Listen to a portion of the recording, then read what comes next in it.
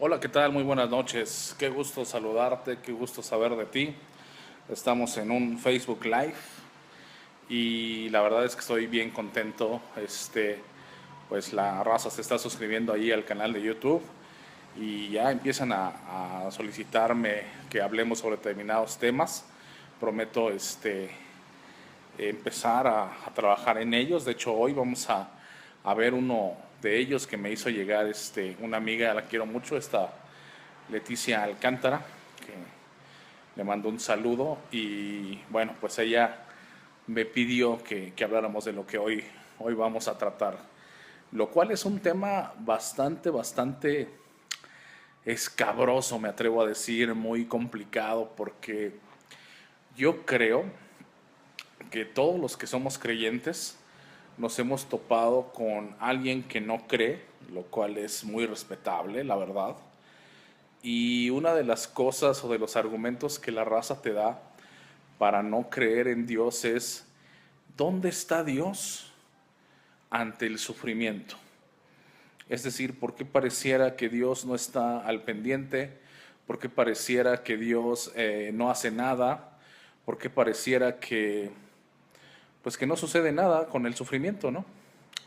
Y es un tema que es interesante, que es complicado como creyentes, porque si soy sincero, tengo que decirte que cuando me lo cuestionan, yo muchas veces me he quedado callado. Y no me da vergüenza decirlo, porque a veces creo que nuestro afán de querer contestar, nuestras respuestas se vuelven muy religiosas, muy sin sentido, muy vagas, muy sin pensar, etcétera. Entonces, sí es muy importante, mi amigo, mi hermano querido, que analicemos bien lo que respondemos. Sobre todo demos argumentos. Yo creo que la Biblia está llena de argumentos muy válidos, muy concretos y muy certeros. Entonces, por ahí tenemos la encomienda de meternos más a. Entonces, espero que hoy podamos ver algunos puntos y podamos salir desafiados como creyentes para poder contestar esta y muchísimas preguntas que son válidas. Ojo, creo que el principal problema es creer que cuando cuestionan nuestra fe es una agresión, y no. A Jesús muchas veces le cuestionaron y siempre tuvo una respuesta sabia, blanda y apacible. Así que por ahí sería importante trabajar.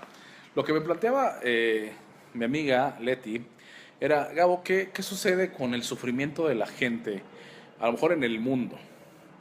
¿Qué sucede con la gente que está sufriendo por guerras, por hambres, por epidemias, por muchas cosas? ¿Qué sucede con los niños que nacen en estados pues realmente muy caótico, etcétera? ¿Dónde está Dios? A lo mejor en algunas regiones lejanas de África, de la sierra, etcétera, etcétera, ¿no? Y todos nos hemos preguntado eso. Pero yo quiero hoy plantearte algo muy diferente. Mira, la Biblia es muy clara. La Biblia dice que el príncipe de este mundo es Satanás. Cuando el hombre cae en el huerto del Edén, lo dice la Biblia, cuando Adán cae, dice que perdió todo lo que Dios había diseñado para él. Y solamente a través del sacrificio de Jesús y de esa reconciliación por medio de Jesús con Dios, es que nosotros podemos reconquistar todo lo que Dios tiene destinado para nosotros desde antes de la fundación del mundo. Pero mira, no quiero sonar hoy teológico, sino quiero ser muy práctico y que me acompañes en este punto y espero que podamos pues llegar a conclusiones interesantes. Mira, ¿qué dice el libro de Habacuc? Aunque no lo creas, es un libro que aparece ahí en la Biblia. Me explico, sería el último nombre que le pusiera yo a alguno de mis chamacos, si los tengo, ¿verdad? Pero bueno, Habacuc es un nombre que pues tiene ahí un libro en lo que es la Biblia, y el libro de Habacuc 1 del 2 al 4 dice lo siguiente. A ver si no te suena familiar, ¿ok? Dice, ¿hasta cuándo debo pedir ayuda, oh Señor? Pero tú no escuchas. Hay violencia por todas partes. Clamo, pero tú no vienes a salvar. ¿Tendré siempre que ver estas maldades? ¿Por qué debo mirar tanta miseria? Donde quiera que mire, veo destrucción y violencia. Estoy rodeado de gente que le encanta discutir y pelear. La ley se ha estancado y no hay justicia en los tribunales.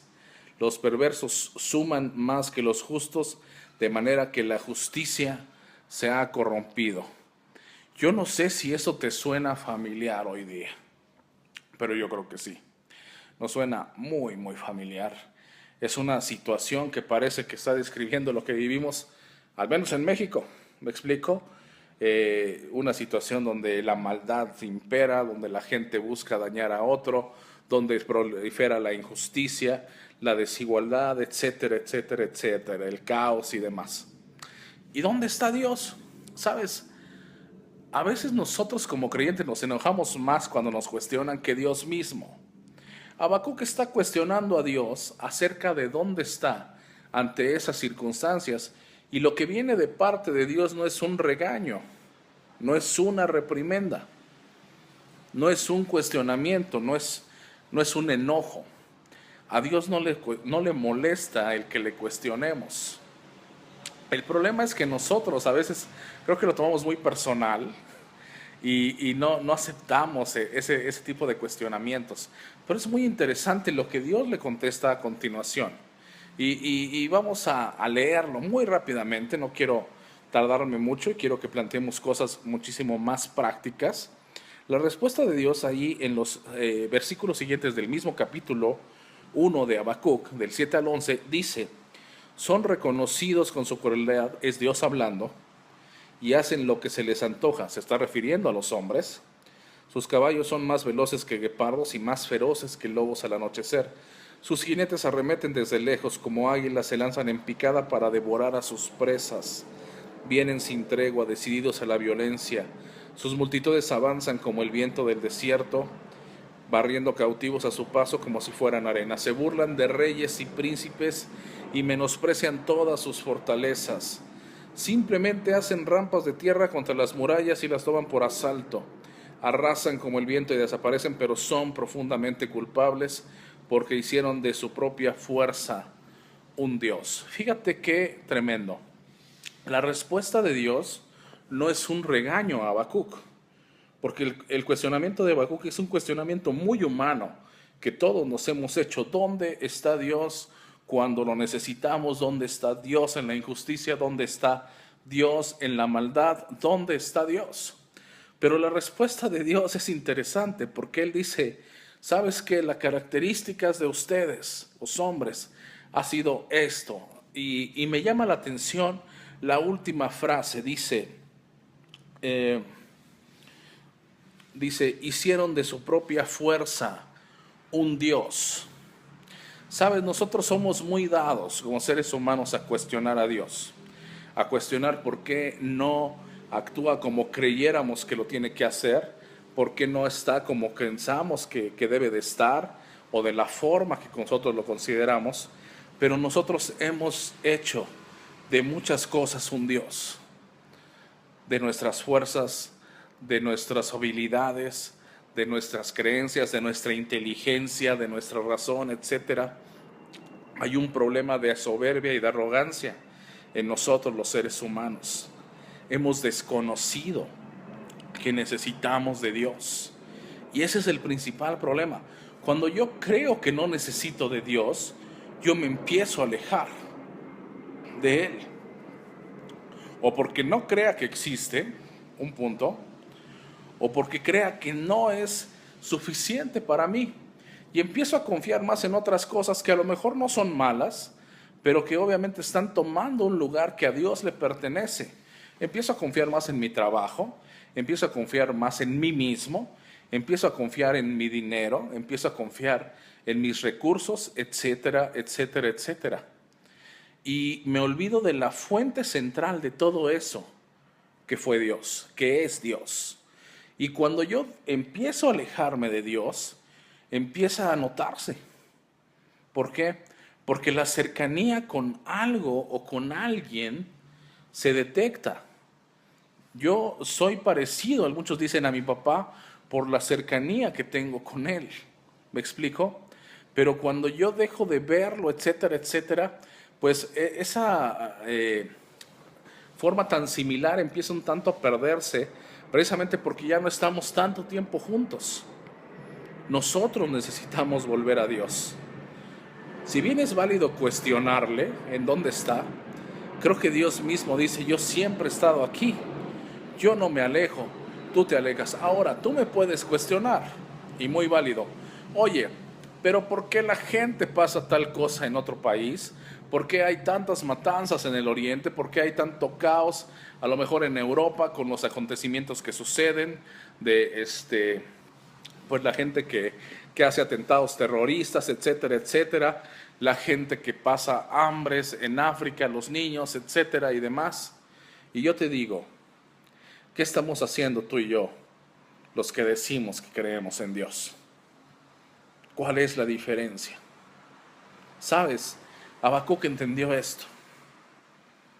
Y la Biblia enseña que los que conocemos a Dios podemos hacer mucho. Ahora tú me puedes decir, oye, yo no tengo recursos para mandar a África, ni siquiera para apadrinar un niño, no. Pero ¿sabes cuánto tiempo tiene que no hacemos una oración por las naciones? ¿Cuánto tiempo tiene que no hacemos una oración por nuestro país? Te lo pongo más sencillo. ¿Cuánto tiempo tiene que no nos tomamos 5 minutos para ir y orar por el vecino que tiene una enfermedad, que tiene un problema o que está sufriendo?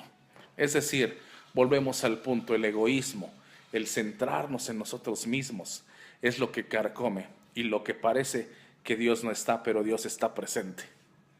Dios ahí está. Dios no se mueve. Y una de las preguntas que me hacían para tocar este tema es, oye, ¿Dios está al alcance de todos?